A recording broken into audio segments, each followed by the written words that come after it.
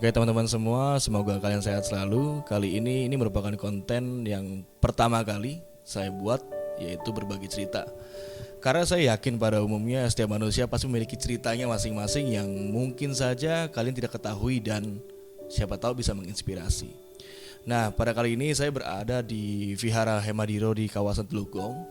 Di depan saya ini ada Bante Tejaware, Namo Buddhaya Bante. Namo Buddhaya. Terima kasih Bante udah izinkan untuk berbicara, ngobrol-ngobrol ya. Jadi sebenarnya mungkin kita lebih ngobrol-ngobrol santai aja sih.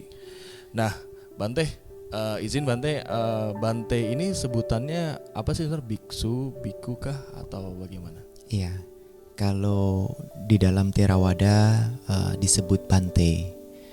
Bante itu mereka yang belajar untuk yang mana memilih dari kehidupan perumah tangga, meninggalkan kehidupan perumah tangga menjadi biarawan, dan itu disebut Bante atau biku.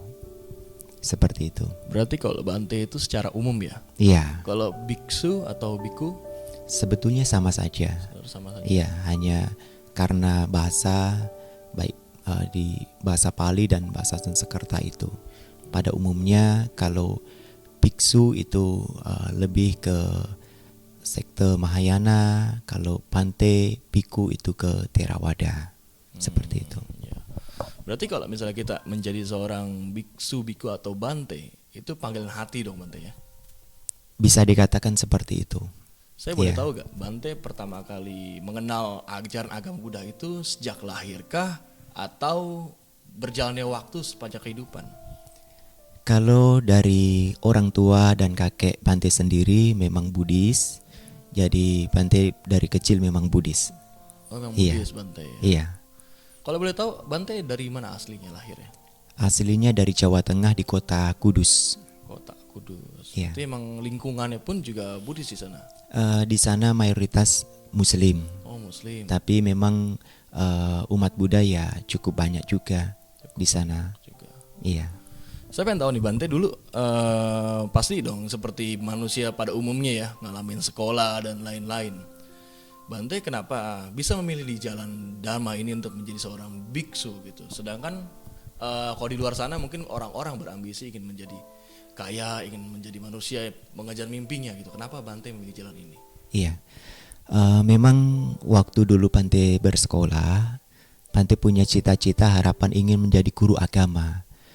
Nah, setelah merasa melihat orang tua yang cukup usia, Bante juga merasa kasihan dan Bante memilih untuk bekerja saat itu. Nah, memang dari kecil Bante sudah aktif di wihara, kebaktian, sekolah minggu, itu Bante sudah aktif.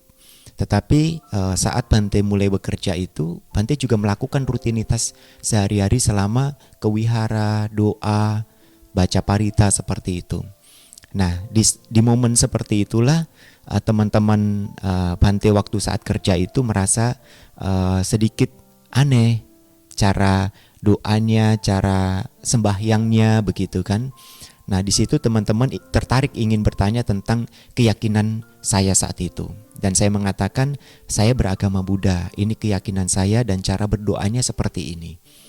Ritualnya seperti ini. Nah, ketika mereka antusias bertanya dan semakin dalam pertanyaan itu, di situ saya tidak bisa menjawab. Dan saya merasa, saya sebagai umat Buddha, kenapa ditanya seperti ini saya tidak mengerti dan tidak bisa menjawabnya. Nah, di saat itu saya ingat di kampung Bante itu ada umat yang ikut menjadi samanera. Saat itu penabisan di Bandung. Dan saat itulah saya bertekad ingin belajar menjadi seorang samana, menjadi seorang samanera, menjadi seorang biku. Tetapi memang dalam hati saya juga tidak ada keinginan untuk terus selama hidup menjadi seorang biku. Karena saat itu saya punya pikiran menjadi seorang samanera, menjadi seorang biku, mereka tidak bisa berkeluarga, tidak bisa menikah. Benar, itu ya. tidak bisa. Iya. Berarti umur berapa Bante waktu itu terpanggil? Saya tahun 2006 sudah menjadi samanera. Umur berapa Bante? Sekitar 17. 17. Berarti Bante umurnya berapa sekarang? Masih muda, bro? Sekarang 32. 32 masih muda. Iya. Berarti Bante ya. Iya. Banyak kan yang saya tahu mungkin kalau orang untuk menjadi biku. Ya kan kalau misalnya mungkin saya salah, saya nggak tahu. Kalau di Thailand mereka mantan apa gitu, mungkin dulu pernah sudah menjadi apa, akhirnya memilih jalan untuk meninggalkan duniawi gitu loh. Nah, saya sendiri penasaran nih, seorang Bante itu pun manusia kan Bante ya. Ada gak sih waktu pertama kali menjadi Bante godaan atau sampai sekarang pun ada merasa seperti godaan duniawi? Saat ikut program itu memang program selama 3 bulan, tetapi di minggu pertama itu saya merasa sangat berat sekali. Berat ya? Berat dalam arti kebiasaan yang mana kita seorang biku sama nera itu sehari makan hanya pagi dan siang. Pagi dan siang, malam Iya, nggak ada Bante? malam nggak. Nah kondisi di Bandung kan dingin, otomatis itu membuat kondisi fisik kita menjadi lemah. Selama 1 minggu itu saya merasa berat dan rencana itu memang saya nggak tahan. Saya harus pulang kampung kembali menjadi orang biasa, hidup normal. Saat itu pengen seperti itu. Iya, cuman dalam pikiran saya pergi ke sini juga diantar. Oleh siapa? Waktu itu Romo dari kampung Bante juga yang mengantar, panitia lah, umat-umat yang mengantar. Jadi mereka sudah pulang kampung dan pakaian saya juga sudah dibawa pulang kampung. Nggak ada baju sama sekali. Nggak ada baju begitu kan. Jubah saja berarti. Iya, jadi kalau saya pulang harus beli baju juga dong. Benar-benar. Nah saya juga belum pernah pergi ke Bandung sebelumnya dan bisa nggak saya pulang ke kampung? Jawa Tengah, Bandung, Jawa Tengah benar ya? Iya, Jauh banget. jauh juga. Jadi Jauh. saat itu ya saya merasa ya udahlah tahan dulu lah. Cuman 3 bulan ini ya selama waktu itu ya ternyata setelah lewat 1 bulan, 2 bulan dan 3 bulan hingga saat ini memang ada. Yakin ya? Berarti. Iya. Hal yang paling berat untuk menjadi seorang biku yang Bante rasakan adalah pertama memang orang tua. Orang tua. Karena memang orang tua Bante memang tidak setuju kalau terus selama hidup menjadi seorang biku. Bante alamin itu di tahun 2017 sampai 2010. Setiap kali Bante telepon ataupun pulang ke rumah tengok orang tua, mereka selalu menangis. Selalu menangis. Iya, tidak ingin saya menjadi seorang biku. Udahlah, lepas, udah lama, buat apa? Selalu ada kayak gitu. Iya. Tapi saya ingat waktu itu tahun 2011 saya tinggal di Tangerang selama 1 tahun. Saya sampai menangis 2 kali, Bante 2 hari. sendiri nangis. Iya, karena orang tua meminta saya untuk lepas dan hati saya merasa saya lebih nyaman dengan kehidupan seperti ini. Ada gejolak juga berarti Iya. seorang Bante pun bisa nangis berarti. Bisa. Ya? Nah, tapi dengan tekad saya berusaha untuk memberikan nasihat kepada orang tua dan syukurnya orang tua sekarang ya kalau Bante merasa nyaman bahagia dengan pilihan seperti ini, orang tua terima. Berarti orang tua sendiri sekarang manggilnya nama asli atau panggilnya Bante juga? Bante. Panggilnya Bante berarti. Iya, Tapi kalau Bante tetap itu menganggap sebagai orang tua harus hormat itu. pasti Tetap ya. harus. Panggilnya Karena Bante kalau sama orang tua nama atau Bante pasti panggil Pak gitu, Bapak gitu, Ibu gitu. pasti seperti itu. Iya, Ya? pasti. Selama kalau misalnya 1 tahun Bante ketemu orang tua keluarga berapa kali sih atau nggak pernah sama sekali? Kalau dulu Bante cukup lama ya, jarang karena harus pulang kampung itu ya 1 tahun ketika ada acara baru pulang. Tetapi sekarang kan orang tua sudah ada di Jawa Barat, jadi Bante juga cukup sering untuk tengok. Tengok ini dalam arti Bante juga dalam kehidupan sehari-hari sebagai seorang biarawan, kita memberikan kesempatan umat untuk melakukan kebajikan, baik itu cara berdana makanan atau memberikan bimbingan, pengarahan-pengarahan kehidupan ini. Dan Bante juga tidak mau menghilangkan kesempatan itu. Orang tua juga membutuhkan kebajikan. Benar-benar. Ya, jadi ya kurang lebih 1 bulan 2 bulan sekali Bante pulang ke sana tengok orang tua dan mereka berdana makanan untuk Bante. Ini kesempatan yang baik dan kesempatan itu juga Bante memberikan nasihat untuk orang tua. Memberikan nasihat. Bante ini anak tunggal atau ada adik ada kakak? Bante 3 bersaudara dan Bante anak pertama. Anak pertama. Iya. Yang kedua? Cowok semuanya. Cowok semuanya berarti. Iya. Berarti berat ya, tapi sampai saat ini nggak ada ya? Maksudnya ada kayak gejolak tiba-tiba nih karena duniawi, nggak ada atau gimana? Untuk sampai sekarang belum. Berarti fix mau jadi Bante bener Iya. seutuhnya ya? Ya semoga waktu tidak menghalangi cita-cita dan niat. Tidak niat ya, karena manusia kita punya rencana, cuman yang di Iya. atas menentukan. Kadang Iya. susah juga ya. Iya. Nah, selama ini Bante menjadi seorang Bante, apa yang sudah Bante dapat selama perjalanan ini?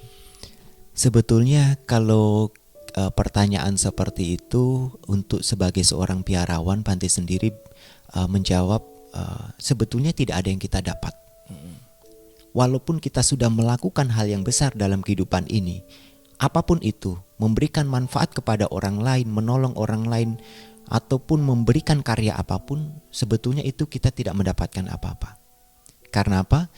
Semua sudah diberikan contoh dari fisik kita. Semakin hari, semakin minggu, semakin tahun, bulan, tubuh kita menjadi rentah.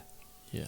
Tidak menjadi semakin muda, semakin sehat, semakin cantik, semakin tampan, tidak. Tapi semakin tua. Nah, dan pada akhirnya kehidupan kita akan berakhir pada kematian. Nah, oleh karena itu, apa yang kita dapat sebetulnya tidak ada yang kita dapat. Apa yang kita berikan semuanya itu akan kembali pada kebajikan kita.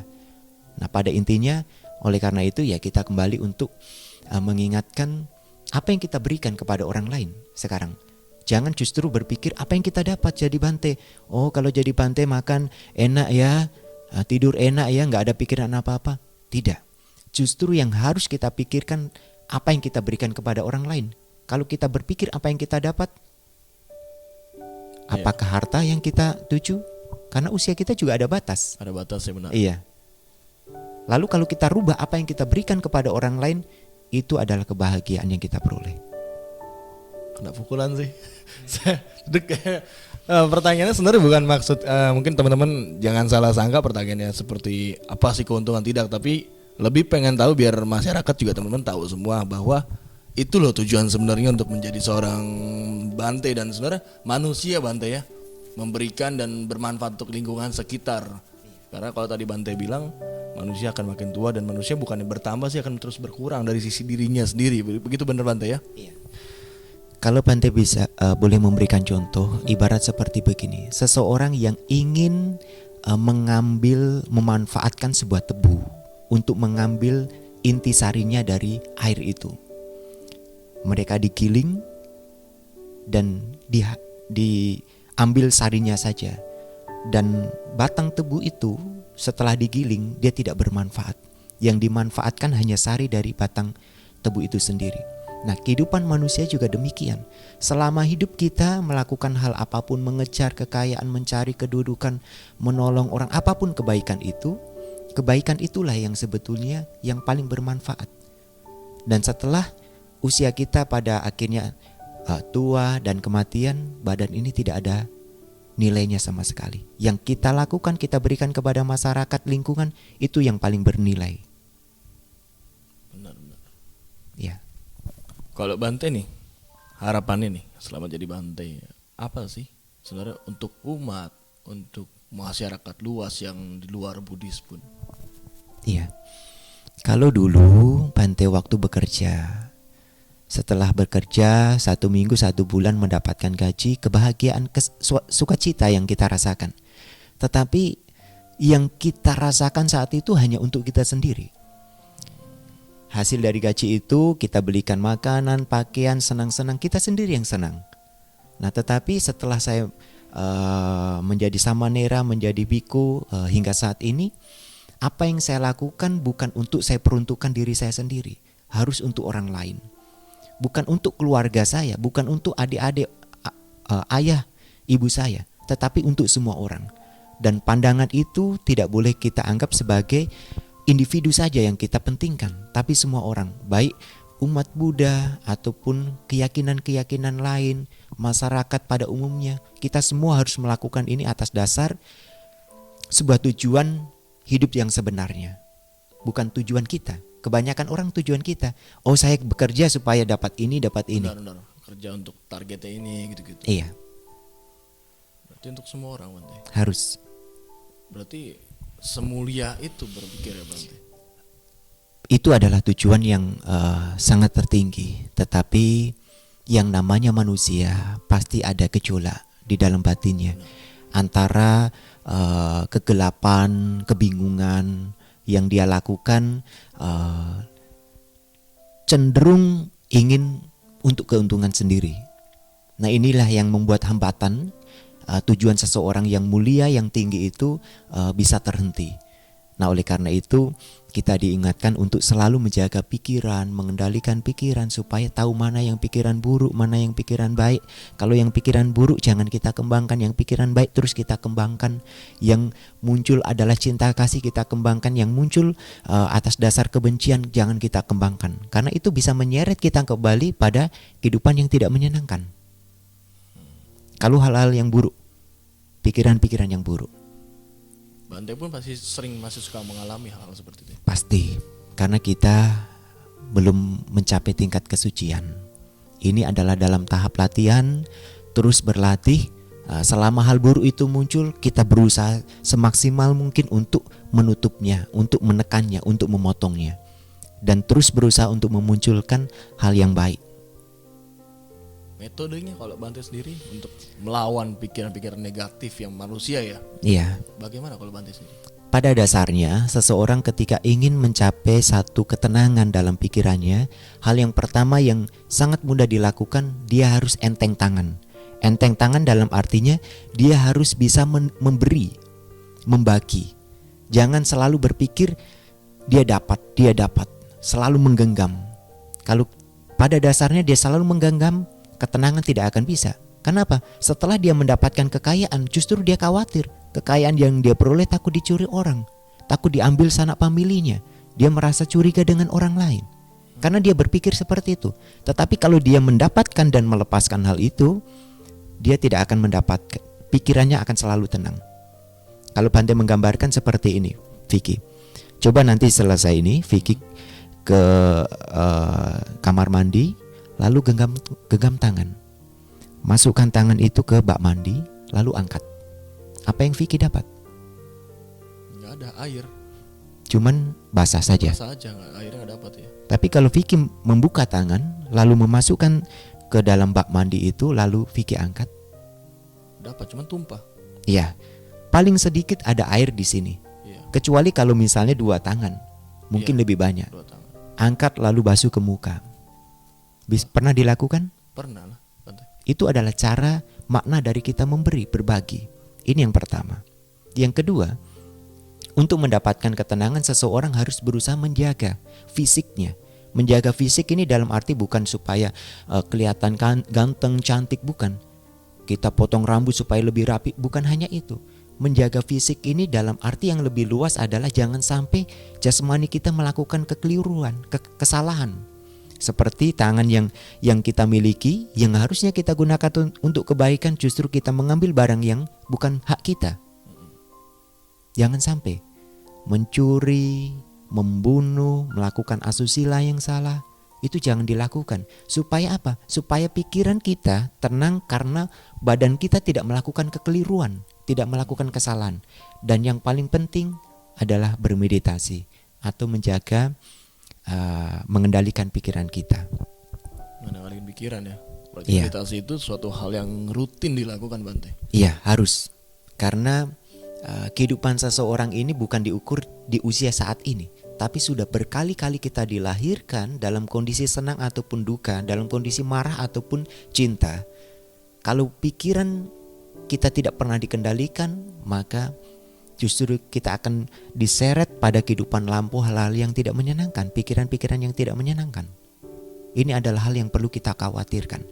Jadi penting sekali untuk mengendalikan pikiran. Mengendalikan pikiran itu paling sulit saya, karena semua the power of mind semua kan ya. Kita manusia, pikiran yang mengontrol kita, bisa melakukan sesuatu itu pikiran, Bante.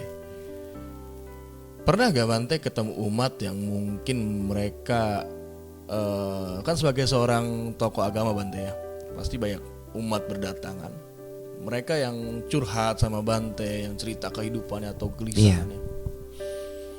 Saya ingat sekali sekitar tahun 2017 itu satu pengalaman yang menurut saya itu baru-baru saya jadi samanera, dan umat curhat meminta tolong karena satu problem pilihan yang menurut dia salah, yang waktu itu saat itu adalah pilihannya merasa benar, cocok untuk dia. Hal itu adalah tidak lain pasangan hidup.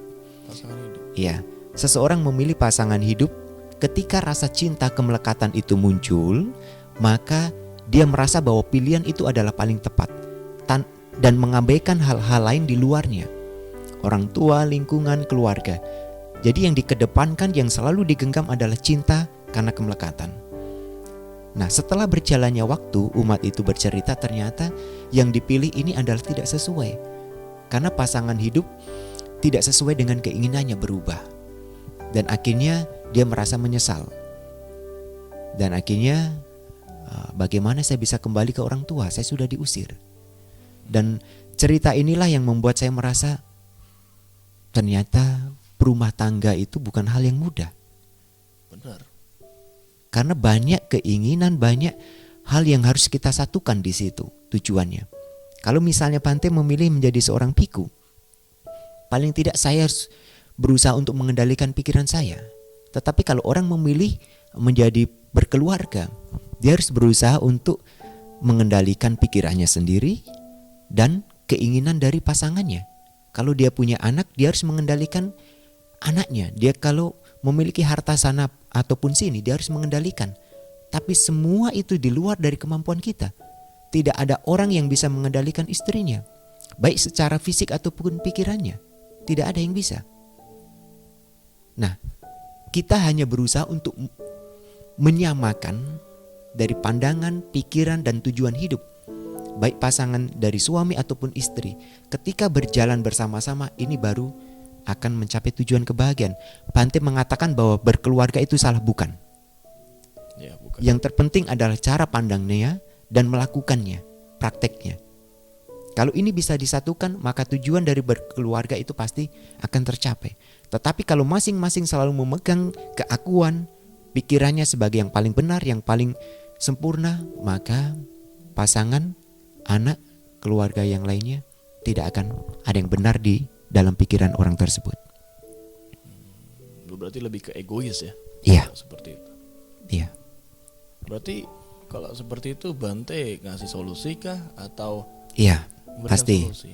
Nah, pada satu peristiwa itulah yang membuat saya tergugah juga, dalam arti ini tidak gampang ya untuk menjalani kehidupan sebagai perumah tangga. Nah, oleh karena itu Bante berusaha, walaupun kadang sering kalau kadang berubah pikiran, Bante berusaha untuk memantapkan tujuan Bante itu. Dan setelah berusaha memantapkan itu, ya Bante berusaha untuk membagi solusi itu kepada umat, masyarakat. Dan syukur mereka yang mengerti, memahami, mereka mempraktekkan, mereka pasti mendapatkan manfaat. Berarti tentunya Bante berbicara memberikan solusi karena Bante sudah melewati proses ya. Iya. Proses untuk melepaskan duniawi. Iya. Nah, Bante, mungkin sedikit kita ngobrol kan.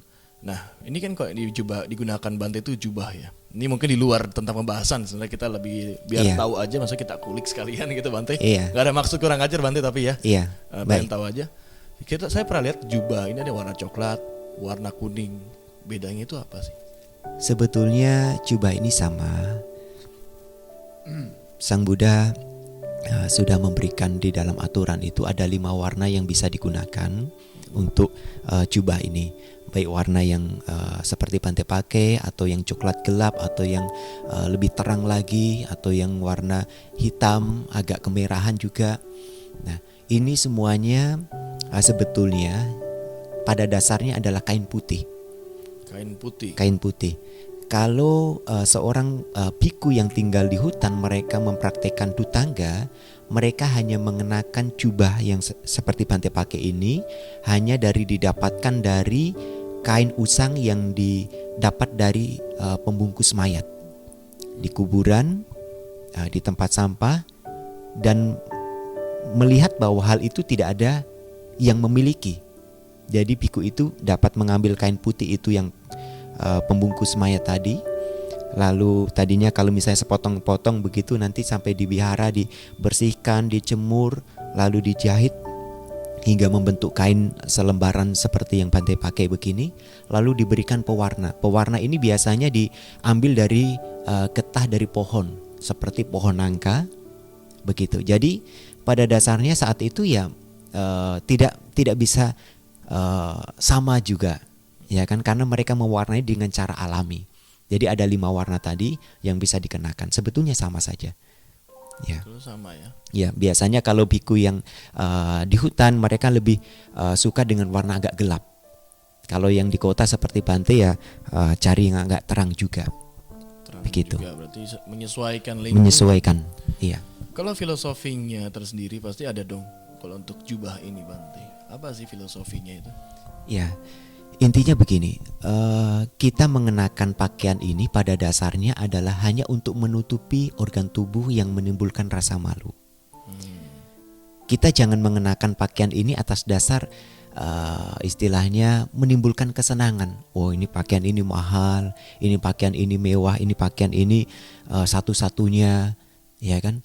Kalau kita mengenakan sesuatu dengan dasar keinginan kepuasan itu, maka akan membangkitkan kekotoran dalam pikiran kita, kemelekatan dalam kekotoran kita.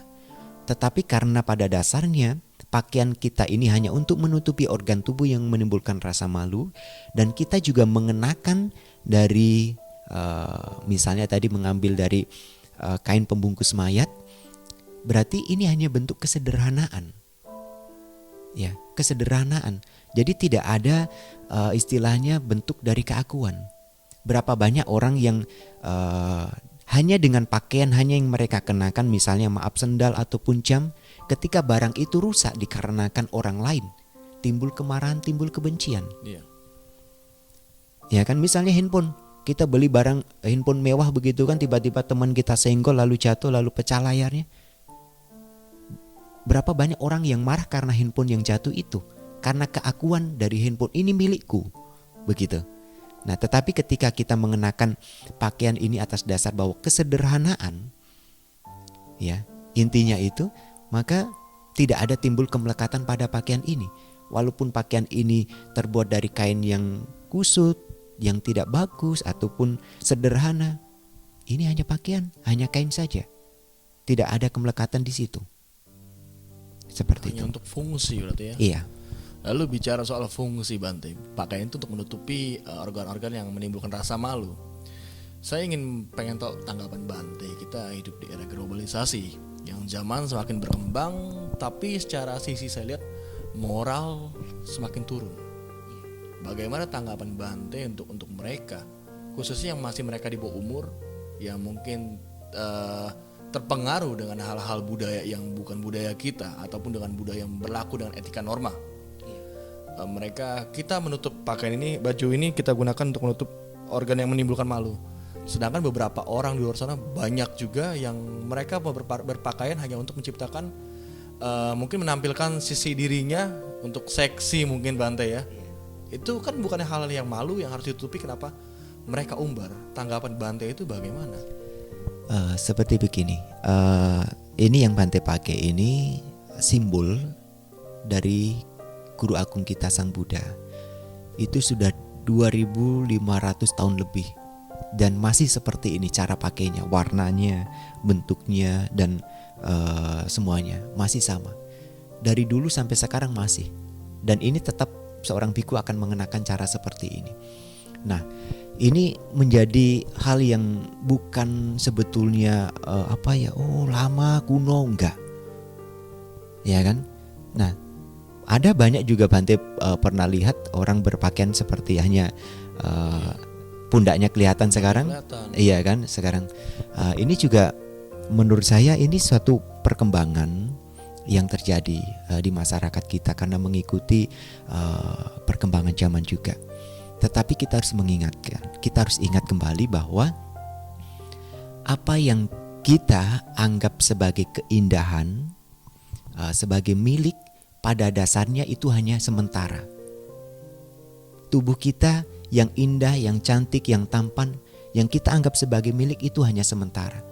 Dan pada intinya tidak ada kewenangan pada jasmani kita. Yang kita anggap indah tubuh ini, kulit yang kencang, putih, nanti pelan-pelan dia berubah. Nah, oleh karena itu kita harus berusaha untuk merenungkan hal ini dengan sebaik mungkin. Kalau kita tidak merenungkan hal ini, pada dasarnya nanti akan mengalami usia tua. Ya, pada dasarnya akan mengalami kelapukan. Maka kita akan berpikir tubuh kita selalu seperti ini. Dan akhirnya kita mengumbar semuanya. Oh, ini loh tubuh saya indah, oh tubuh saya itu cantik, oh saya itu ganteng, ya kan? Tetapi itu hanya waktu sementara.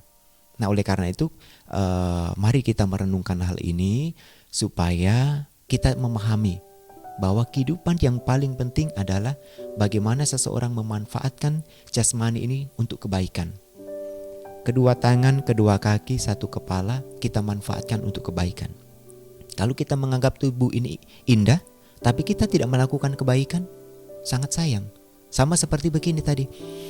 Seseorang yang hidup selama 100 tahun ya, tanpa melakukan hal yang bermanfaat untuk masyarakat, bisa dikatakan hidupnya tidak akan bermanfaat. Tetapi walaupun seseorang hanya hidup 1 hari saja, dia melakukan kebaikan sepanjang hari itu, maka orang akan mengatakan kehidupan itu bermanfaat. Kalau kita menganggap bahwa tubuh kita cantik, tubuh kita tampan, tapi selama hidup kita hanya mengumbar kemelekatan, mengumbar kebencian, mengumbar keakuan kita, kesombongan kita, orang tidak akan memandang. Hanya melihat secara fisik saja, oh ya kamu cantik, oh ya kamu tampan. Tapi apa yang kebaikan yang kamu lakukan? Orang mempertanyakan hal itu. Dunia akan mempertanyakan hal itu. Sekarang berapa banyak nama-nama di zaman dulu, para tokoh-tokoh besar.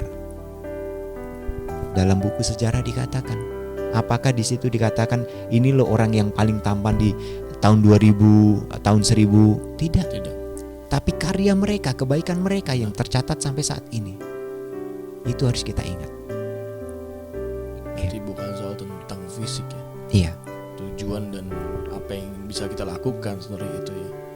Sebenarnya filosofinya kena banget sih, khususnya untuk kalau saya pribadi ya sebagai anak muda dan dalam kondisi seperti ini, ya nggak tahu, mungkin persepsi orang beda-beda, tapi saya rasa ini salah satu jawaban yang dimana bisa memberikan solusi dalam kondisi saat ini gitu loh. Mungkin orang itu berbeda-beda pola pikir, nggak bisa dipaksakan dan mungkin punya pola pikir tersendiri, tapi ini bisa mewakilkan banget. Nah, jadi tadi tuh yang saya tanyakan, sebenarnya saya udah banyak yang mewakilkan juga Bante. Dari Bante kenapa milih jalan ini, sampai saya tanya soal tentang pakaian, sebenarnya kan berhubungan juga bagaimana kita melepaskan duniawi. Jujur saya sebagai manusia yang kita masih kotor Bante, dimana pasti ada rasa-rasa tentang kemelekatan duniawi itu ada. Namun Bante berikan hal-hal seperti ini, mungkin kita akan berpikir lagi. Nah, perlunya makanya manusia itu perlu sekali untuk mengenal agama Bante ya, maupun agamanya apapun itu ya. Iya. Nah, kalau Bante sendiri selama ini pasti seorang manusia, seorang Bante nggak semuanya yang lurus. Tapi Bante pernah lihat dong yang nggak lurus. Saya pengen tanya nih, kalau misalnya seorang biksu atau Bante, hal apa yang tidak boleh dilakukan, khususnya selama ia menjadi Bante atau memakai jubah? Hal apa saja Bante tidak boleh lakukan? Iya. Kalau untuk para biku sudah ditetapkan dari zaman Sang Buddha 2500 tahun yang lalu, mereka harus mentaati 227 peraturan. 227 peraturan? Iya. Peraturan itu bertingkat antara yang paling penting dan semakin longgar peraturan itu. Jadi intinya peraturan itu jangan sampai kita langgar, karena peraturan itu adalah sebagai pondasi seseorang untuk mencapai tujuan hidup yang tertinggi. Seperti tadi Bante mengatakan, sebagai dasar seseorang supaya mencapai ketenangan ada 3 hal: memberi, kemoralan, dan meditasi. Dan kemoralan ini yang paling tengah seperti peraturan ini tadi. Hal yang tidak boleh dilakukan 227 itu. 227. Nah, seorang Bante itu boleh gak sih ada hiburan Bante, mungkin main game, dengerin musik atau nonton film, itu boleh gak sih Bante? Sebetulnya kalau di dalam aturan hal itu tidak boleh, ya kan. Tidak boleh seorang biku, biharawan, samanera, mereka yang melatih sila melihat menonton hiburan yang menimbulkan kesenangan. Kalau zaman sekarang ini ya misalnya ya seperti musik-musik ya kan, ataupun game ataupun yang lainnya. Tetapi kalau misalnya ketika di jalan ataupun di tempat umum Bante itu sedang berada, lalu ada hiburan di situ, ada musik yang terdengar, ada hiburan, tontonan-tontonan seperti itu, tanpa ada dasar niat ingin menyaksikan, ingin menonton, hanya sekedar lewat, hanya kebetulan saat itu berpapasan, itu tidak apa-apa, tidak masalah. Tetapi kalau ada dasar niat sendiri, oh ya nanti ada musik loh di sini, ada band ini, datang yuk, seorang biku tidak boleh seharusnya. Berarti harus bersifat masa bodoh Bante ya? Iya, kan seperti begini. Kita sebagai seorang biku adalah tanggung jawab pertama adalah diri sendiri, yang kedua adalah untuk orang lain. Nah, kita nggak boleh lepas dua hal ini. Seorang biku nggak boleh harus egois sendiri, sebetulnya nggak boleh. Dia memang tanggung jawab pertama yang diri sendiri ini harus dijaga. Yang kedua ke masyarakat, ke orang lain.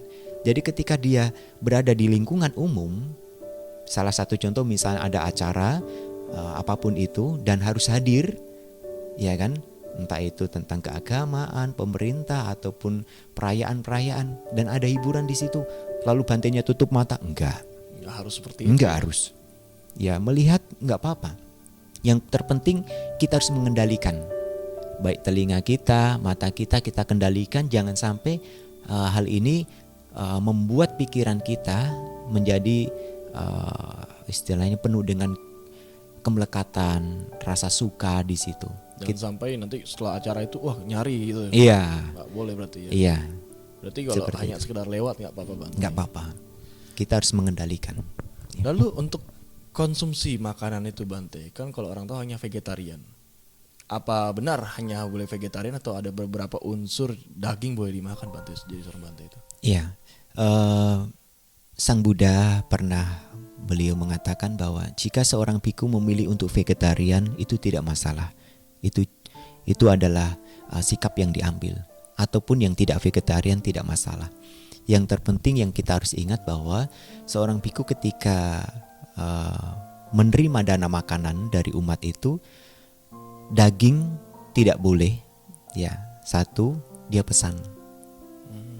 Ya kan, misalnya Vicky undang Bante nanti makan siang di tempat saya ya, saya undang Bante ya, saya kebetulan lagi masak ayam misalnya, dan ayam itu memang masih hidup, Vicky potong untuk menjamu Bante, itu Bante tidak akan makan, ya mengundang, ya kan. Lalu yang selanjutnya mendengar, ketika diundang seperti itu, lalu sampai di rumah Vicky, Vicky sedang masak begitu, dengar suara keok, suara ayam tadi, Bante sudah curiga. Berarti ketika nanti dihidangkan, Bante tidak akan makan, walaupun Bante terima. Nah, demikian yang ketiga curiga. Yang selanjutnya melihat. Kita tidak akan memakannya, daging apapun itu. Tetapi ketika Vicky mengundang Bante ayo, saya akan undang Bante makan siang di tempat saya. Udah disiapin di situ tanpa ada rencana, niat semuanya, ya Bante bisa memakan itu.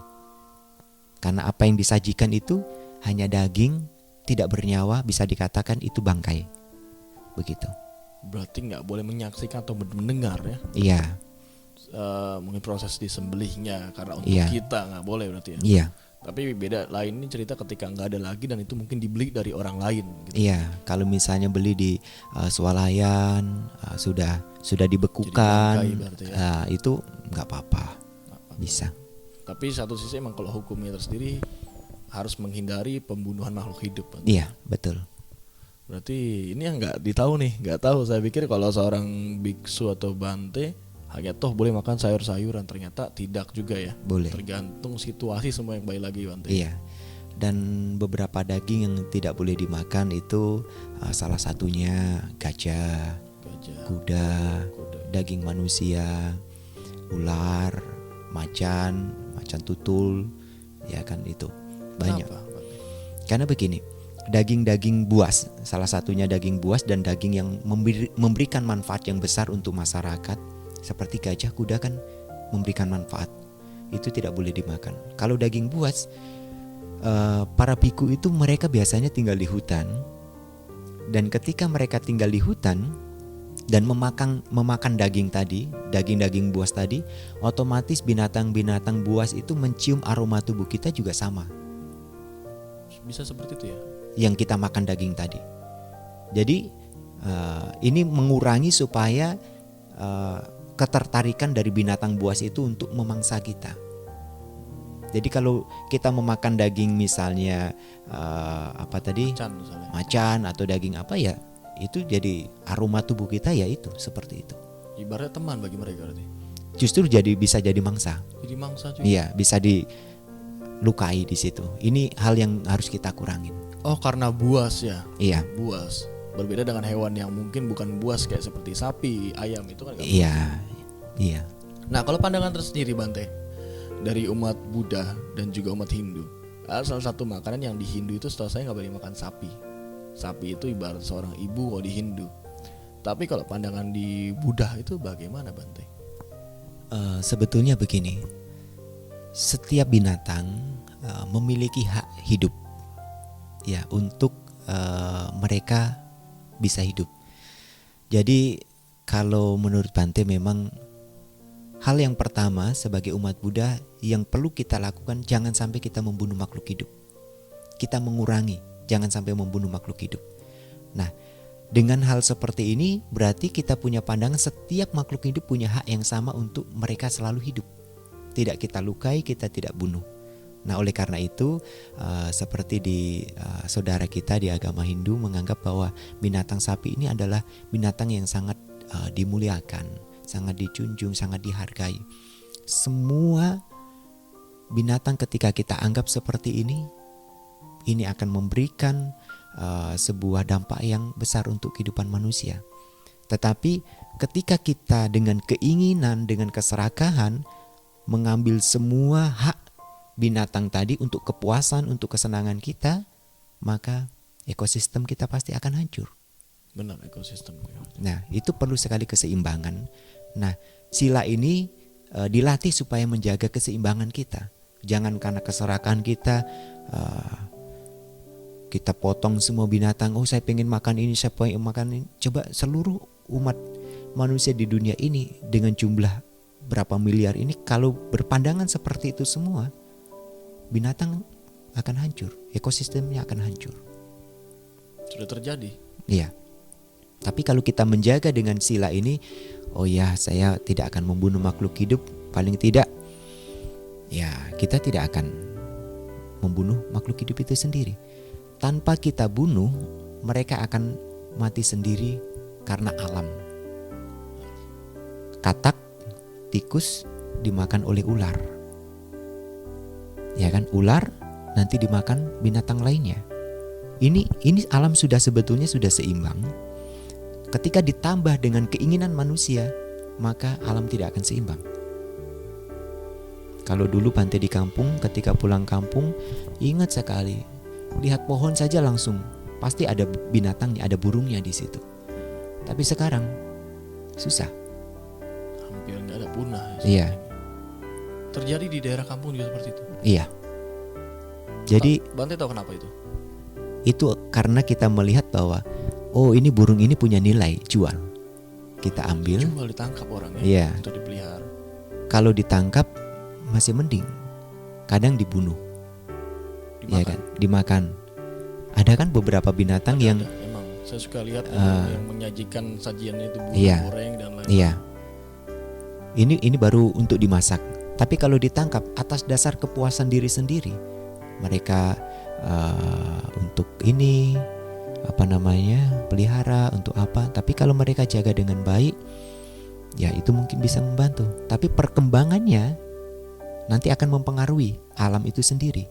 Karena burung itu juga punya waktu, umurnya. Ya kan? Tapi kalau kita biarkan lepas di alam bebas, mereka akan berkembang biak dan alam tidak akan terganggu. Seperti itu. Itu sebab akibat juga ya sebenarnya. Ekosistem itu mempengaruhi sebenarnya. Katanya manusia itu paling sempurna, tapi saya rasa yang bikin rusak di mana-mana sepertinya manusia itu ya. Sebenarnya kembali lagi tentang kita sadar diri sih ya, mengenal diri dan kita merenung. Itu perlu, sebagai seorang manusia itu perlu banget Bante merenung ya. Jadi kalau tips dan saran Bante nih, kita sebagai masyarakat khususnya umat Buddhis atau di luar Buddhis, sebagai manusia bukan maksud menggurui ya, apa yang harus kita lakukan untuk menjalani hidup ini agar maksudnya kita mencapai suatu hal ketenangan ataupun menjadi manusia yang seutuhnya benar-benar bernilai. Keinginan itu tidak salah.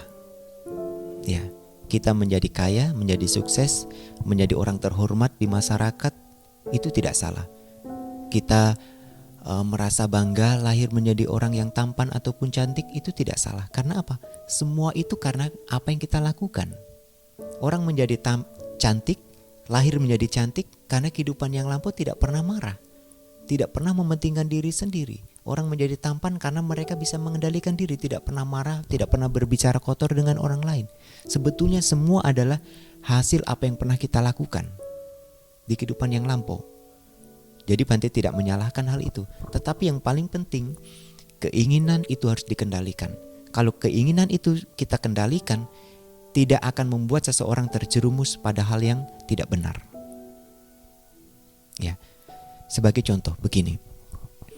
Kalau misalnya seseorang mengendalikan keinginannya, maka dia akan berusaha untuk lebih mengedepankan kehati-hatian. Tetapi kalau tidak mengendalikan keinginannya, semua keinginannya harus terpenuhi, harus tercapai, harus didapat, maka cara-cara yang tidak benar bisa dilakukan. Kalau tadi orang ingin kaya, yang penting dapat uang. Mencuri, merampas, korupsi bisa dilakukan. Tetapi kalau dia punya pengendalian, punya pemahaman yang baik bahwa hidup yang sebenarnya bukan hanya pada apa yang dia peroleh dari luar, maka dia bisa merasakan tujuan hidup yang sesungguhnya. Semua tentang keinginannya. Iya. Gak salah berarti orang itu punya keinginan. Tidak. Yang Tapi penting kita harus batasi, kita kendalikan. Mengontrol. Iya, seperti begini Vicky. Kalau kita makan itu jangan sampai kenyang sekali. Iya. Harus cukup. Bukan berarti nggak boleh makan. Harus, karena kalau kita makan kita bisa bertahan hidup. Orang makan supaya bertahan hidup. Wajib itu. Iya, itu wajib. Tapi makan tidak boleh sampai kenyang. Ini harus dipahami dengan baik, dimengerti dengan baik. Maksudnya apa sih makan jangan sampai kenyang? Ketika seseorang makan terlalu kenyang, tidak dibatasi keinginan itu, maka dia akan merasakan ketidaknyamanan pada jasmaninya. Begah. Iya. Tapi kalau dia makan ya merasa ya cukup saja, cukup dalam arti ya udah makan setengah piring, satu piring udah cukup lah. Dia merasa nyaman jasmaninya. Gitu. Bisa dikatakan seperti itu analoginya. Iya. Jadi sebenarnya banyak banget sih yang pengen dibicarakan sama Bante. Ini nggak sadar sekitar udah 49 menit ngobrol Bante, hampir 1 jam. Mungkin ini Bante Tejawaro tadi benar ya, Tejawaro. Mungkin kalau misalnya kira-kira teman-teman ada yang mau bertanya sama Bante, boleh gak sih misalnya orang komentar nanti saya sampaikan ke Bante. Boleh, silakan. Boleh ya, silakan. berarti ya. Oke, berarti teman-teman semua selama masa pandemi Covid ini sebenarnya suatu hal yang banyak harus kita pelajari ya. Kita merenung juga kenapa ini bisa terjadi, dan walaupun tempat ibadah ditutup, orang nggak bisa datang langsung, kita bisa belajar di mana aja dan kita bisa mencari arti hidup di mana saja gitu loh. Jadi terima kasih banyak Bante atas waktunya sudah memberikan kesempatan ini. Jadi terima kasih banyak Bante atas kesempatannya. Sama-sama. Semoga ini akan berdampak baik untuk teman-teman semua dan juga semua makhluk ya di dunia ini. Tentunya apa yang dilakukan ya itu pokoknya semoga bermanfaat. Terima kasih banyak Bante. Mungkin next time kita bisa ketemu lagi untuk membahas hal-hal lainnya tentang kehidupan. Jadi teman-teman semua juga terima kasih banyak. Kalau ada mau tanya-tanya Bante bisa komentar di bawah ini.